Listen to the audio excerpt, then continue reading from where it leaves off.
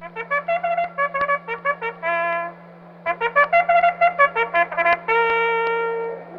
to post time, approaching the gate. They're at the post. Now they're moving into the gate. They're off and running.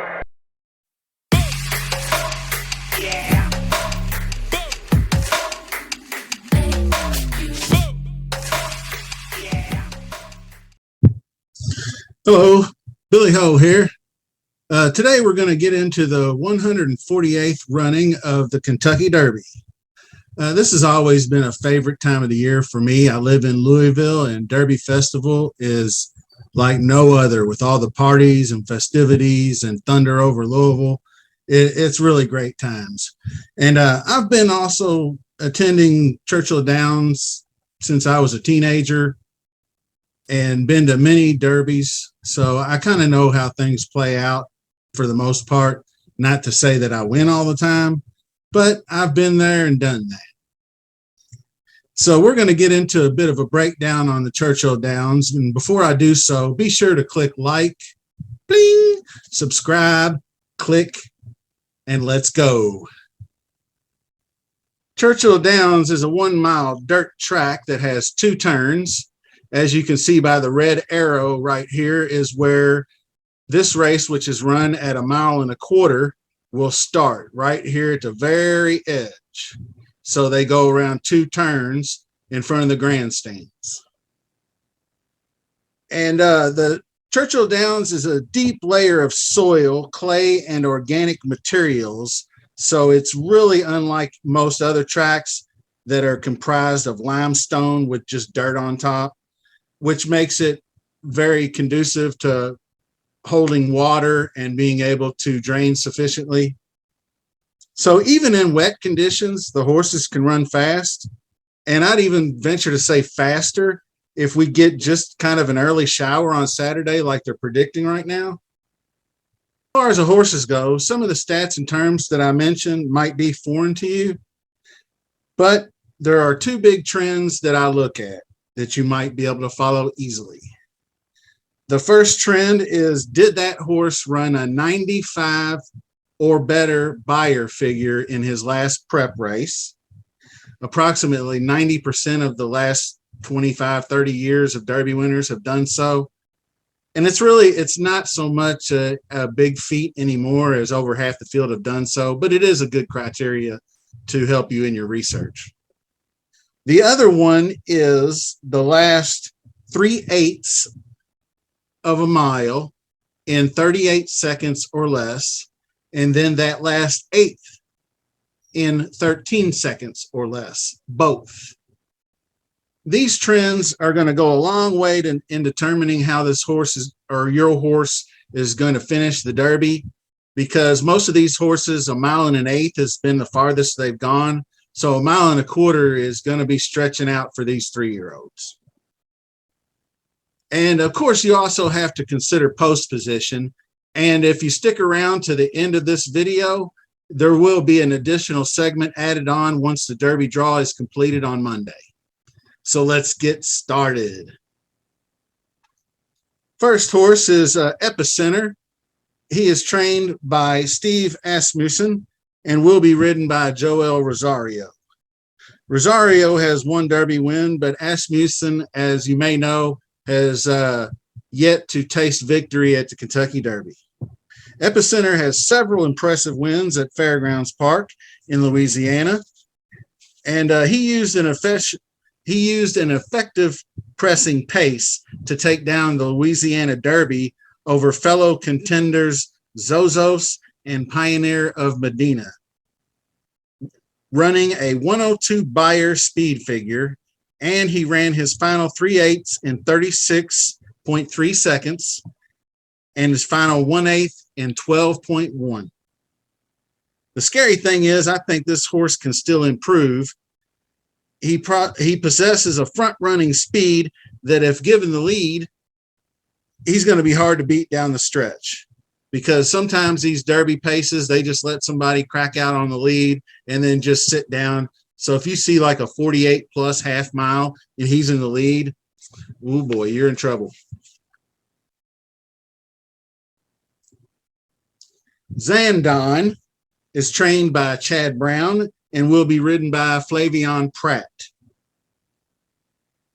Zandon ran his final 3/8 in 36.6 seconds and his final 1/8 in 12.3 in the Bluegrass Stakes victory at Keeneland. He was credited also with a 98 Beyer speed figure. Now that race had a bit of a slower pace and a lack of speed. So of course he had enough, Flavion had enough horse left in the tank to close hard. So I kind of give more credit to the Epicenter close than his, but Chad Brown is a rising star in the industry, and he's won several Breeders' Cup races. And Flavion Pratt is actually credited with the win on Country House a couple years ago when Maximum Security was disqualified. So he's a veteran, and his late running style could bode well if there's a fast pace. He's around 6-1 odds, so that puts him in the mix.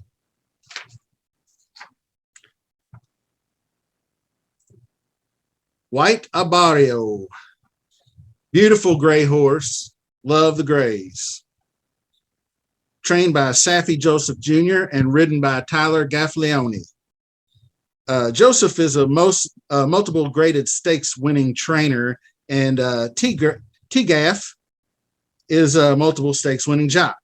White Abario was impressive in the Florida Derby win at Gulfstream Park. He ran a 97 Beyer, and his 14.1 and 14.1 and 39.7 splits fall outside of our range. But it was a good race. He was also went 4 for 4 at Gulfstream Park, and his only career loss actually came at Churchill Downs last fall when he was third in the Grade 2 Kentucky Jockey Club Stakes behind fellow contenders Smile Happy and Classic Causeway. He does have some early speed, but he is also able to sit off the pace, so he doesn't exactly need the lead. And his Churchill Down experience will be a plus.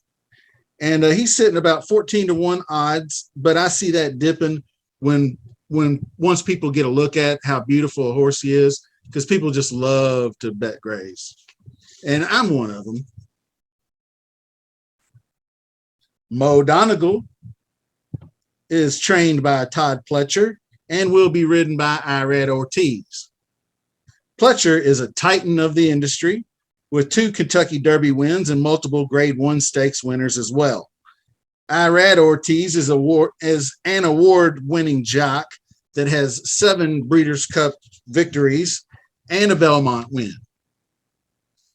Donegal raced out of Aqueduct Park and had wins at both the Wood Memorial and Remsen Stakes. He also had a 3rd place finish at Gulfstream Park earlier this year in the Holy Bull. His racing style is more of a closer, but he doesn't hang too far off the pace that he can't strike in this race. His closing numbers are 3/8 and 35.5 and 1/8 and 11.9. So you know that's flying late. And it was very impressive the way he ran down early voting at the Wood Memorial. He earned a 96 Beyer figure for that effort. I probably would like him more on an off track if it does actually rain a lot and the track gets more sloppy and muddy. I feel like that increases his chances. He's sitting at 8-1 odds. Next horse, one of my favorites, Messier. He's a Baffert trained horse, but Tim Yakteen is going to be the trainer of record. Messier is he is by Empire Maker, who ran 2nd in the Derby and by a nose and won the Belmont back in 2003. Messier did everything right but win the Santa Anita Derby. He put away the favorite Forbidden Kingdom on the turn after tracking him the whole race, and then ran hard coming home, but he was passed by a late surging Taiba. We'll talk about Taiba here in just a second. Now, he ran a 103 Beyer figure, which was 2 higher than the winner Taiba. He also closed his 3/8 in 37.8 and his final 1/8 in 13.1. So he's right on the cusp. Now, these two top horses can easily turn the tables on each other, from one race to the next, as I've seen over my lifetime.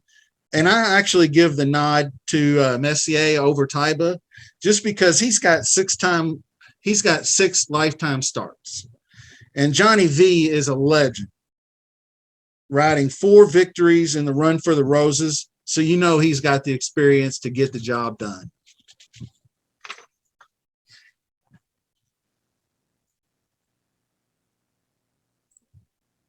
Now, this is Taiba. Sorry if you can't see the name up there, but it is trained by Tim Yachtine, which is the Baffert horse. And the jockey is none other than Mike Smith, who, if you've watched any derbies, know who he is. Hall of Fame jock. This horse looks like a star in the making. He is actually a progeny of Gunrunner, who has been like the most profitable stud horse in recent years. But he is unraced as a 2-year-old and actually just won his first race, which means he broke his maiden less than 2 months ago. He then broke out for the big win at the Santa Anita Derby a month later in a closing 3/8 in 37.8 and a 1/8 in 12.4 seconds. He rated a monster 101 Beyer, but historically unraced 2-year-olds means no chance in the Derby, right? Well, Justified changed all that a couple of years ago. And the way they train horses these days, it's not out of the realm of possibility. The only thing is the difference, Justified had 3 starts before the Derby, and Taiba has only gotten 2. So that's kind of a big difference in the maturity of these young horses. Now, Taiba, it won't be a shocker if he wins the race, to be honest with you. 6-1 odds. He's definitely in the mix. Smile Happy, trained by local trainer Kenny McPeak. He's kind of a favorite around here, and ridden by Corey Lannery. Second place finish at the Bluegrass Stakes at Keeneland, and he took advantage of the slow pace in this race to collar the lead and around the turn, but was run down by Zandon. His closing splits, it did hit our parameters, but I think it's only due to the slow pace, because when you have a slow pace, you can close hard. 94 Beyer speed figure is a part of that, I think. I could see him in the mix in this race, but then maybe falling back to about a 6th or 8th place finish. And that's just my opinion. He's sitting around 14-1 odds. Now, this horse caught my eye early on, Cyberknife. He is trained by Brad Cox and ridden by Florent Giroux. This horse is another Gunrunner progeny. He received a 92 Beyer, and his closing splits were just outside the parameters of the 38 and 13. He's also had a history of undisciplined running, and he actually got DQ'd from his first start at Churchill Downs last fall, or that would have been his first win, first out. His Arkansas Derby race did show more patience and maturity. Cyberknife also is a big, imposing horse, which I think will help him in this kind of a large race better deal with the traffic. So he's sitting at 22-1 odds, so let's keep an eye out on him. Simplification is trained by Antonio Sano and ridden by Jose Ortiz. And he's a nice horse, coming in 3rd place finish at the Florida Derby. His closing splits fall well short, which is not good, but he did earn a 96 Beyer in that race. He's got talent and can run different styles if needed, but I'm really kind of looking at others in this range. He's sitting around 22-1, and it may go up or down depending on the way the other horses are bet, and also post position. So stick around to the end. Early Voting is trained by Chad Brown and ridden by, we don't know yet. It's to be announced. A contender that has 36.3 and 12.4 closing splits and a 96 buyer, which is right in our wheelhouse. Another gun runner prospect who ran a close second to Mo Donegal in the Wood Memorial. He set the early pace, as you remember me talking about, and he nearly went wire to wire. And I think he can improve off that effort, and he'll be another dangerous front-running horse at 25-1 odds, which could be kind of juicy. Zozos is trained by Brad Cox and is ridden by Manny Franco. It's another unraced as a 2-year-old. Zozos ran second at the Louisiana Derby at the fairgrounds. He received a 98 buyer figure, and his closing splits were 37 seconds for the 3/8 and 12.3 for the final eighth. He was no match for Epicenter in that race, and I kind of like him more as a sprinter.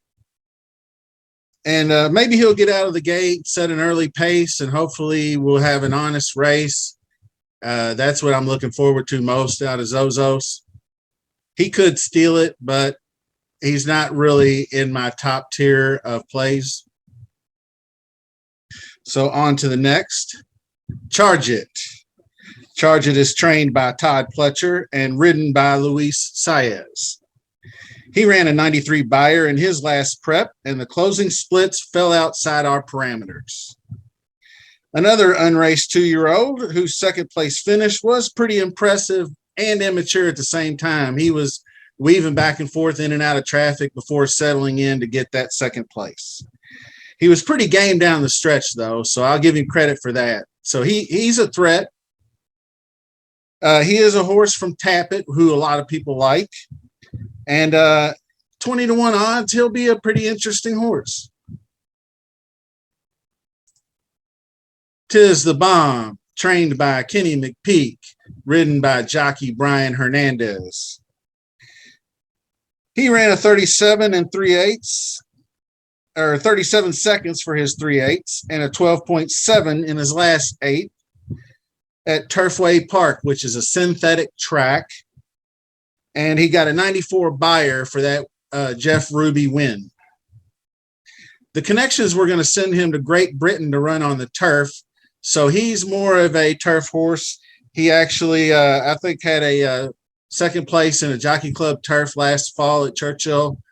And the one stat I'll give you, only 5 out of 72 horses, 7% of either synthetic or turf horses going to dirt have even hit the board at the Derby. So that tells me all I need to know right there. Classic Causeway is trained by Brian Lynch and ridden by Julien Leperoux. After back-to-back monster efforts at Tampa Bay Downs, this horse had a full-on flop in the Florida Derby, finishing last 11th. He was recently added back into the big race, and I read up on it. The 2 owners are really some older gentlemen. One of them is in really poor health, so I think they're just taking their shot at the big race rather than pointing him elsewhere. So he's a borderline toss to me, but he does inject some much-needed speed into the race, which is always a good thing to keep the pace honest. Crown Pride is a Japanese horse trained by Koichi Chintana. I think I'm saying that right. Ridden by Damian Lane. He's out of Japan, obviously. He won the UA Derby, and he's shipped into Churchill Downs and already had 4 workouts since arriving. He's looking pretty sharp. But as far as these horses go, I don't like these overseas shippers. I mean, he shipped 5,000 plus miles over to Dubai, and then it shipped another 7,500 yards or 7,500 miles to Churchill. So he's a no-go for me as well. And these guys I'm getting down to toward the end are mostly no-goes, including Tawny Port, who's trained by Brad Cox, ridden, I think, by Florence Giroux. Some of these I'm probably wrong on the jocks because they have more than one mount. They've ridden multiple horses in this race, and they haven't really set in stone who's riding who just yet. So just take that with a grain of salt. He had a second at that Jeff Ruby on synthetic at Turfway as well. And his numbers just aren't good enough. He's a bomb. He might be 99-1 on your board. Barber Road is another one. I do like him a little more than those other ones. He ran a really good second place at the Arkansas Derby. And he was in contention down the stretch when I rewatched that race like 9 times. And he just gets squeezed out toward the end, or he probably would have really had a shot to win that race. But his final 3/8 were just 39.2, but his closing 1/8 was 12.9. But he did just get a 88 buyer on that race. And he's sitting probably 30 to 50-1 in that range. He might be a good long shot. Wouldn't completely toss him. Now, this guy I am completely tossing. Un Ojo is trained by Ricky Corville and ridden by Ramon Vasquez. Un Ojo is Old One Eye. That's what the name of the horse is, and that's what he's got. Nice, interesting story. Earned enough points, 54 points to get into the Derby, but he's going to be another 99-1 shot. I'm tossing. Summer is Tomorrow is a good name because there's always tomorrow during the summertime for this horse, but it's springtime now. Trained by Bupat Simar and ridden by Mikhail Barcelona. So another 100-1 bomb I'm tossing. And Morello is out of the race. The last one is Happy Jack, trained by Doug O'Neill and ridden by Abel Cedillo. Happy Jack, he ran a third behind Messier and Taiba in the Santa Anita Derby, but he was pretty much cleaning up the mess. He's kind of hung around in these third place finishes and racked up just enough points to get in at number 20. So utter toss for me.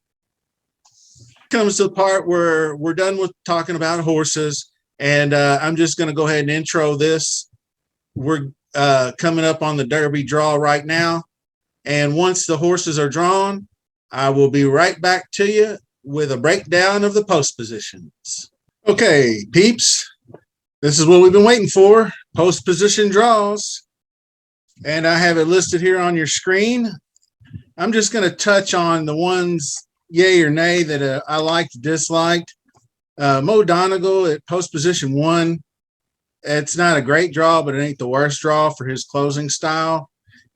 He comes from mid-pack. As long as he doesn't, get banged around too bad, he'll be okay. Epicenter at the 3rd. I guess that's all right. I mean, it could be better or worse. I'm indifferent there. Messier at 6 is a nice draw. Charge It at 8, nice draw. Zandon at 10, nice draw. Pioneer of Medina is a new shooter. It got in. So I'll be looking into that later on in the week. Taiba, another nice draw. Any of these next ones, 13, 14, 15, Cyberknife is all right. Classic Causeway gets out fast. 17 is not terrible. And the rest of them are, and Ethereal Road's a new shooter as well. So I'll have to look into that one. But that's a D1. I think that's the Dwayne Luke or Pioneer Medina. I can't remember which one Dwayne Lucas got in. So this right now is just an early look as I wrap the video up. I starred the ones. This is kind of an early betting pool. It's only Monday. Give me a break. I'm not going to give you all the winners. Do that yourself. I just wanted to point out some things about the horses that you may not know. Things about the track that you may not know. So Mo Donegal's in the pool still. I think on and off track, we're supposed to get a complete rain showers a lot Friday. And then afternoon chances Saturday. So Mo Donegal on and off track, I bump him up. Epicenter gets out on the lead as long as there's no trouble. Messier, I think, is my unofficial winner so far that I'm going to pick if I had to pick. I think he flips the script on Taiba. I think Taiba is going to be in there. I think Charge It can come late. And I think Cyberknife, with his size, can squeeze in there and mean mug some horses. So about 8 horses in the pool so far.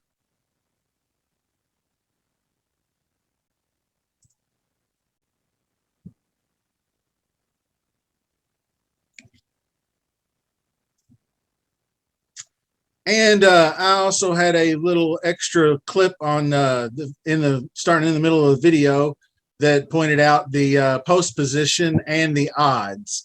So these are Mike Battaglia's odds, and he always does a good job at setting them, whether you like them or you don't like them. And they're not going to be what you see by Saturday, so don't even worry about it. You're liable to see Messier down to 4-1 at least. Epicenter might trade. Messier will be 4-1 and Epicenter will be 8-1, 9-2, something like that. Zandon will probably hover between 3 and 5-1. Taiba is going to come down. White Abario probably come down 6 to 8-1. So I hope you enjoyed the video. Please like and subscribe. I really love doing these things. I've been grinding hard on it, and I always appreciate your support. So until the next video, peace.